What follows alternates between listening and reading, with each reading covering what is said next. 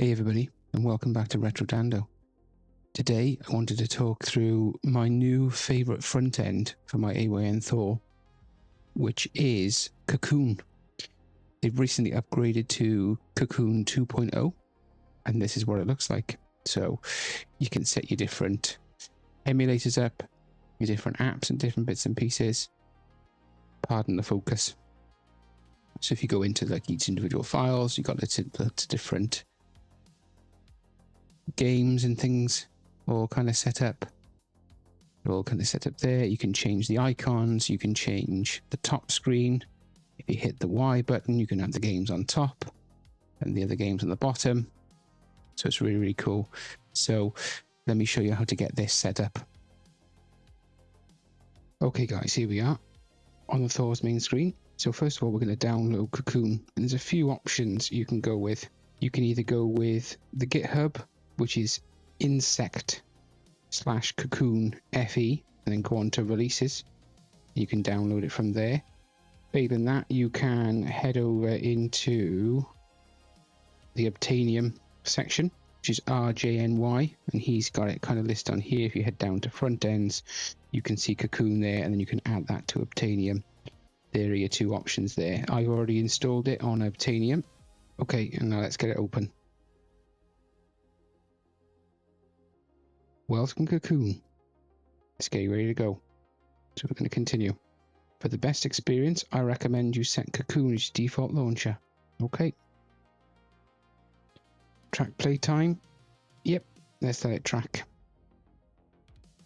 We'll approve that. And we'll head back and continue. Where's the data storage going to be? So we'll just put it on here for the time being. Let's create a folder and let's call it Cocoon. Use this folder. There we go. Data storage selected. Okay. So this next part is where you're going to store everything for your mess data. So you're going to have to add your SteamGrid API key, your screen scraper login, and your retro achievements login. You can skip to do this, or you can add things in. If you add them in, it makes things much easier to scrape. So first of all, we'll add the SteamGrid API key. So what we're going to do first is we're going to head over to the SteamGridDB website. Okay, while we're on the SteamGridDB website, what you need to do is log in first. Click on once you're logged in, click on your preferences. Click the X. Then you're going to hit the API key. So I'm going to show you, I'm going to go onto the API key, but obviously blur out my API key to protect my information. So you hit API key, you go into there, you copy your API key, head back over into Cocoon, paste and save. Next, the screen scraper, same thing again. You're going to put in your scheme scraper ID. Once you've done that, then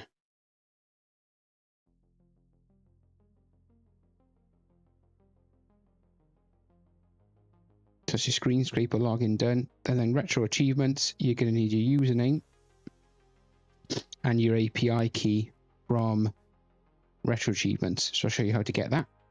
So you're going to head over into retro achievements from the main page after you've logged in. Hit the controller icon in the top right hand corner. Head down to settings. And then if you scroll all the way down to the bottom, again, I'll blank this out so nobody can see my information. Get it from there, head back over into Cocoon, paste it in there, save, and then you're done. So that's all that you need to do for that, really. And then we'll press continue and carry on.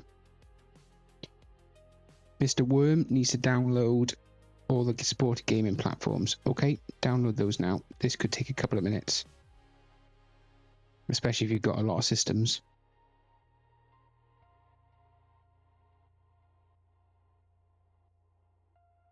And there we go, we're all complete. Continue.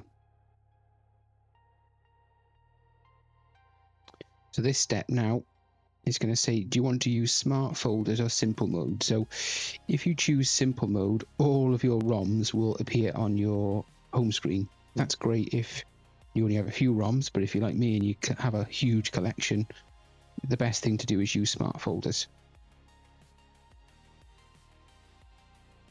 Ooh, so it needs to access all files. I'm sure that's acceptable. Tell me when your ROMs live. Okie dokie. Select the directory. We'll go on to Thor, Emulation, ROMs. Use this folder.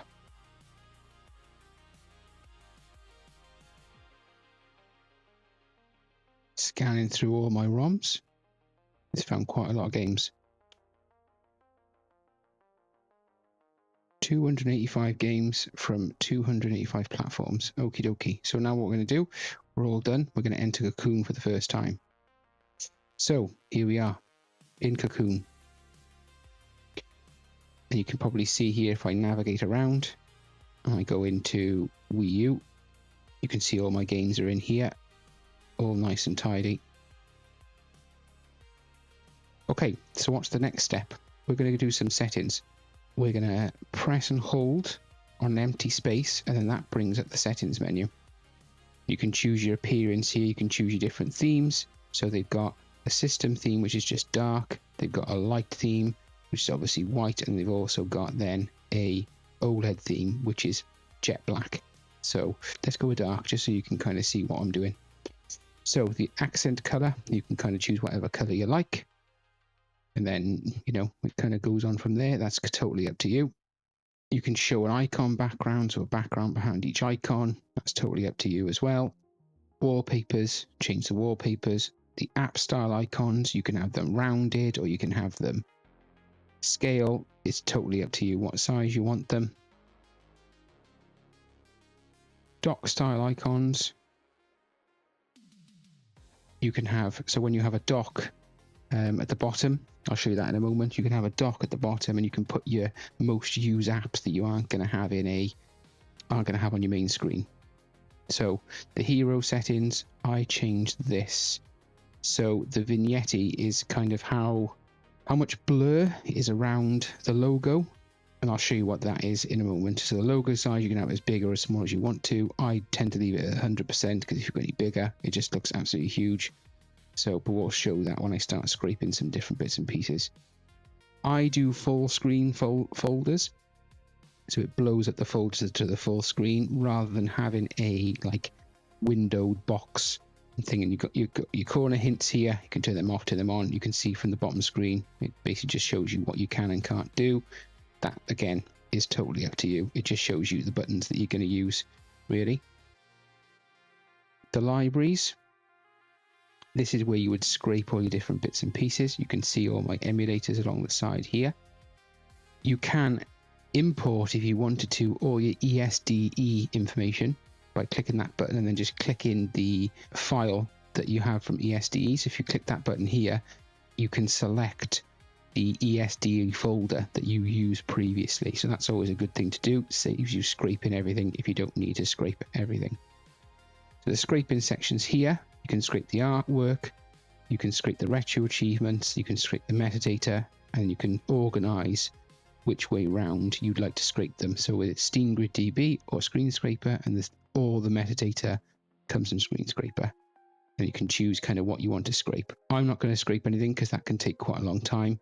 I'm just going to show you my different bits and pieces. So if you'd skip that first section with integrations, you can put your SteamGrid API key in here, your Screen Scraper login or your retro achievements login here later on. That's absolutely fine. And you can also add your Discord. So it'll show up on Discord what you are currently playing. No, I don't do that. I don't like people to see what I'm doing. So you can have a single screen launcher if you wanted to, or you can have a dual screen launcher like I've got. Your sound settings, you can have different sounds, like there's background music, there's lots of different stuff on there. So you can see here, there's all haptic feedback. You can have launch sounds. Honestly, there's just so much customization for this. You can restart, you can restore, you can back up. So if you have a thing and you want to import your device to a different device, you can just back up your layout, save it, and then re-import it then from your previous file. Okay, So let's move on to scraping some games. So you can see here we've got some default folders. So what I want to do is I'm going to press and hold on the icon. That's going to bring up an open or an edit mode. So we're going to open up edit, and that's going to show you the folder. It's the Super Nintendo Entertainment System, or the SNES. You can choose in this folder where you would like the games to launch from, top or bottom screen. So say it was Game Boy and using AYN Thor, the screen fits much better on the lower screen, so you can select that folder to launch on the bottom screen. Or for example, Pico 8, exactly the same. You can launch those on the bottom screen if you'd like to. You can change the folder color if you didn't want that folder color. That's totally up to you. What I would always do is let's scrape a new icon. So these are the icons that are available on SteamGridDB. What one would I like? I'm going to choose this white one because that's nice and easy. Next, the hero. Let's scrape that. I think I'm going to go with this one. And then the logo, let's check SteamGrid again. Oh, lots available here. So I'm going to go with this nice red one. Now if I head down and I just press the Y button to confirm, you can see that the folder's changed. And if you look at the bottom screen there, when I log onto it, you can see Super Nintendo with a cool little background. It's done Super Nintendo. Let's do another one quickly. Let's have a go with PlayStation 2. Head down to edit. Hit the full icon. SteamGridDB. And then what PlayStation 2 one do we want? I really like this one. Now the hero. What you can do as well with this, you can select your own images if you wanted to. So if you found your own image that you wanted to use, select your own image and you can upload that from your data storage. I'm going to choose the classic PS2 background. And then I'm going to choose this PlayStation 2 logo here. I'm going to click go. And there you can see my PlayStation 2 logos there.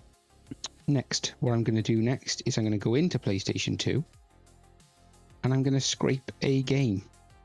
So let's scrape Final Fantasy X. We'll click and hold. We're going to click edit. We're going to click icon. We're going to go SteamGrid. And there's lots of icons there to choose from. Again, totally up to you what you're going to do, what you're going to scrape. Or you can go on Screen Scraper. And they might have some other images there. Usually it's the box art though on Screen Scraper. It does take a bit longer to load too. And there's the two Screen Scraper icons. But what I can gather with this is it doesn't like this Final Fantasy X that I scraped. So if I change that to Final Fantasy X and save, and then we go to Screen Scraper again, let's see what comes up this time. And there you go. There's a couple of extra images. I quite like this one, but let's go with the usual SteamGridDB and see what's available on there. There's usually much more available on SteamGridDB just because of it's a kind of a community sourced icons. I really like this one with Tidus in the water. So then we're going to go on to hero and we're going to do the same again. So SteamGrid usually has really cool images you can choose from. And then if you choose Screen Scraper, you can see there's a couple of images. So if you wanted to use some in-game play from there, you could use that, or you can use the title screen. That's totally up to you. Again, I'm going to use the SteamGrid ones though, and I'm going to go with Tidus and Unit, and then we'll do the same for logo. Again, you can Screen Scraper or you can use SteamGridDB. I always tend to use SteamGridDB because it's a bit quicker. So this is 10 and 10.2 again, if you can see here. So I'm just going to delete that and search for Final Fantasy X instead. And hopefully that brings up the Final Fantasy X logos. There we go. Just going to hit that one. And I'm going to click OK. And there we are. You can see that we're scraped. Wonderful. And you can do that for all your images. Admittedly, if you scrape, it'll do all this for you. That will just take quite a long time. What you can also do is tend to have things a little bit more immersive. So if you hit the X button, you can flip this around and you can have your games on the bottom screen and then the heroes in the top screen, which I think is much better and much more immersive. And you can see the vignette around the outside there. See where it's like a shading in the corners? That's what that vignette setting is. If you set it really, really low, it'll cone right in on the logo and you'll lose a lot of the screen. But if you have it opened up wide, those will just be in the corners, or you can turn it off altogether by selecting full screen. It's completely up to you. With this bottom screen, it's a bit of a pinch motion. So if you pinched it, you can see there, you can have all your games as individuals. If you slide it closed, you can see you can have it as big or as small as you want to. It's totally up to you, depending on how many games you got. It's quite hard to see those down there though. So I tend to have it 2 across is better. You can see them at the top there.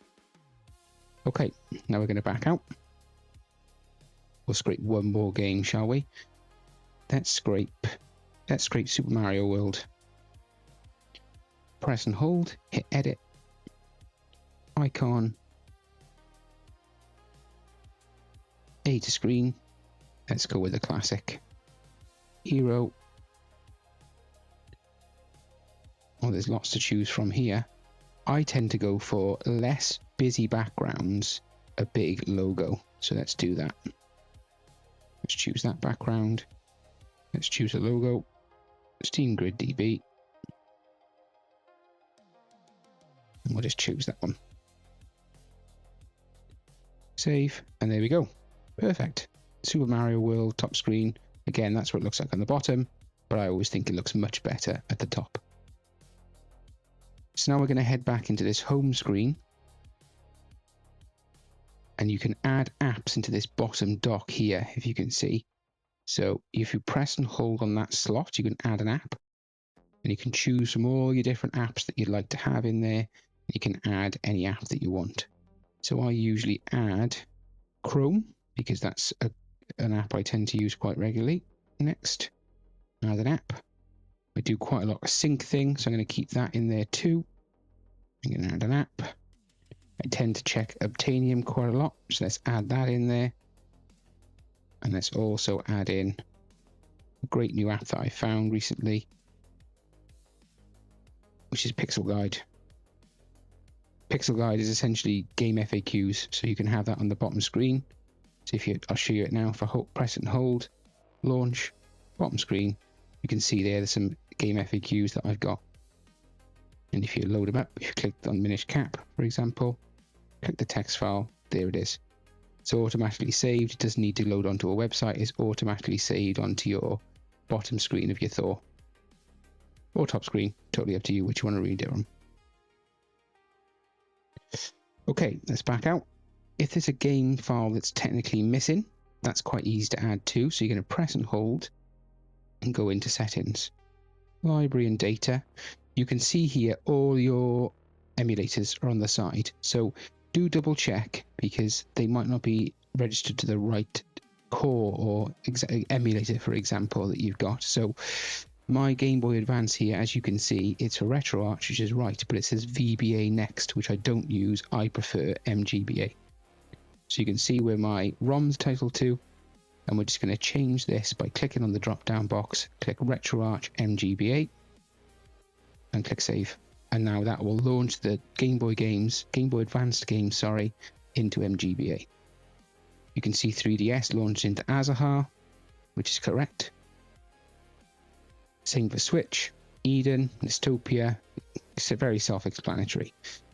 If there is a system that isn't quite scraped correctly, you can add that to the thing. So I'll show you here now. So if you click Add, and you wanted, for example, so I've seen one that isn't added, which is Sega Mega Drive, because it's saved under Sega Genesis instead. But that's okay. So we're going to add Sega Genesis. It uses the correct ARC, and then we're going to add the new ROMs folder. So we're over in ROMs here. You just need to find Mega Drive, use this folder, allow, save. And then what we're going to do is we're going to rescan all the libraries. 20 games found. There you go. Just close that down. And there you go. There's Sega Genesis. And there's all my Sega Genesis games loaded up. So once you've scraped all your box art, let's move over to what the real thing can look like. And after you've done all that, you should have everything set up to how you want it. This is kind of like my end setup. So once you've scraped all your box art and chosen your icons and customized everything, you should really be able to see what everything looks like. So go into my Android games, my Steam games, my PlayStation 2 games. Everything's all kind of set up and ready and raring to go. Thanks for joining, everyone, and I really hope you enjoy Cocoon as much as I do. I will be sticking with this front end for the foreseeable, I think. Anyway, dudes, thanks for joining, and I'll catch you guys in the next one. Cheers, dudes.